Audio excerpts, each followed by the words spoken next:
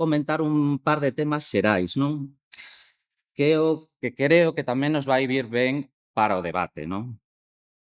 Entón, imos coa primeira idea, non? Que para min é moi sinxela e enlaza co que vimos, por exemplo, con Virxinia, non?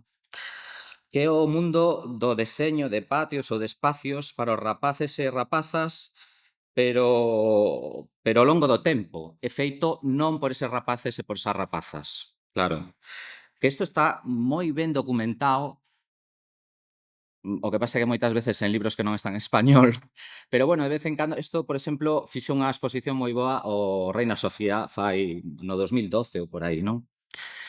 E ademais é que é verdade que os fotógrafos desa época son todos moi bons, porque transmiten moi ben toda esa emoción que ten, pois, cando un artefacto funciona ben, non? Neste caso, este columpio. Bueno, estos son todos eses elementos deseñados por arquitectos ou por xente que non son eses rapaces, pero que, bueno, que ademais está que crea imaxes moi emocionantes, non, como estas. Isto é Aldo Van Eyck, vale, en Ámsterdam, xa o comentou Virxinia no seu momento, non? E ademais, pois el fixo un montón de playgrounds e todos estes espazos pois axudaban tamén efectivamente a arranxar barrios, a darlle nova vida.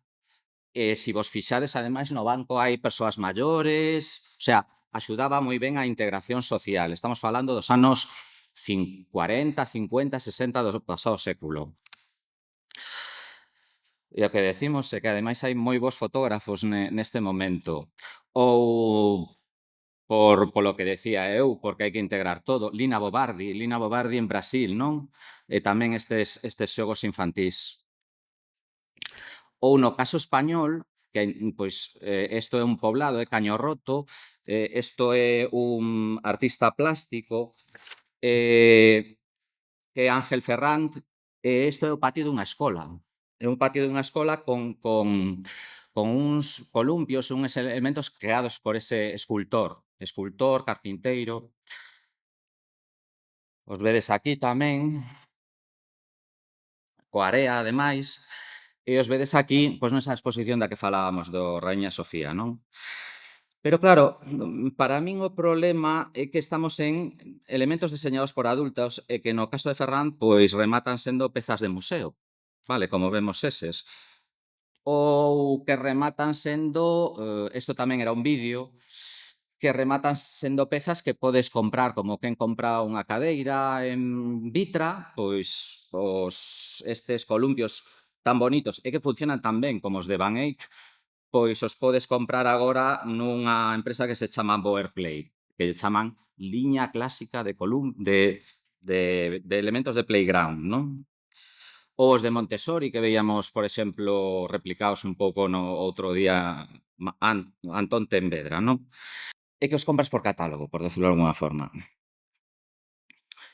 Pero eu, frente a estas pezas de que son deseños de adultos e que rematan como pezas industriais, ou frente a estas outras pezas como as de Montessori, que podemos replicar, repetir, pero que son pezas que simplemente repetimos e que son artesanais, pois a min como profe de deseño me interesa a creatividade infantil, non? Eu vexo isto, pero tamén me pasa que vexo isto, que é un pouco como ese descampado que tiñamos ao lado do IES Monelos, é un pouco como un descampado que tiña eu detrás da miña casa, e que sempre me parecía un lugar fantástico, o sea, por esa sensación de descampado como lugar onde poden pasar un montón de cousas, podo facer un montón de cousas. Nesta mesma liña, pois eu traio aquí este deseño de Van der Pale, que é un tema de que este artista pois decidiu que dentro do museo pois non iba a deixar entrar a adultos e iba a deixar os nenos que traballaran aí. Pero bueno, son propostas aí arriscadas, deixalos tamén que deseñen eles, que pensen eles, que se equivoquen. E bueno, aquí nesta están os pais aí, que é como se os deixaran aí nunha esquina. Entón, a min sempre me gusta esta imaxe tamén, porque é unha imaxe como de liberdade. E recórdame, isto é un rapaz, isto é na mesma intervención artística esta, pero recórdame moito esta foto de Yves Klein, non? E aquí non é un rapaz, aquí é Yves Klein o que se tira aí dando todo como se fora a volar. Yves Klein é un tipo que se está aí quedando medio calvo, xa maior, con ese traxe que se puso para a foto, a min recórdame máis un maestro, non? O maestro que está aí como saltando. E isto tamén ten algo que ven con algo que decía Ana tamén, que é o de risco. Hai que saír da zona de confort, que é algo que non nos gusta nunca. A foto de Yves Klein, pois é un fotomontaxe, non? Realmente estaban estes aquí para palalo e que non se estrelara contra a rúa. O meu centro é este. Aí tedes o centro. Bueno, é Rosata Centro Punto porque este centro daquela me parece que tiña 1200 alumnos ou algo así. Esta rúa que está por aí, pois estaba separado do centro por un muro moi alto, non sei se o vedes aí nesa esquina, desa sensación como de cárcere, que non sabes se é para reter os rapaces dentro ou para que os pais non os vexan nunca o que está pasando, non?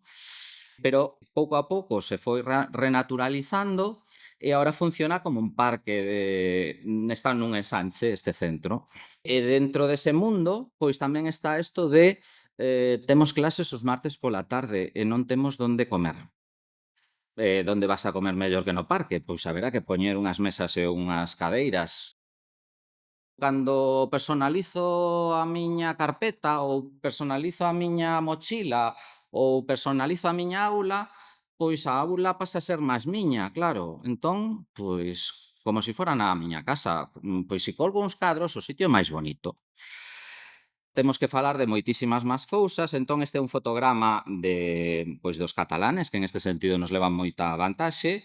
Si esas intervencións as facemos con elementos sostibles, con economía circular, pois mellor. Tamén mellor se as facemos con moito cariño, moito amor, todas esas cousas, que son pois os temas que quería eu abrir para o debate.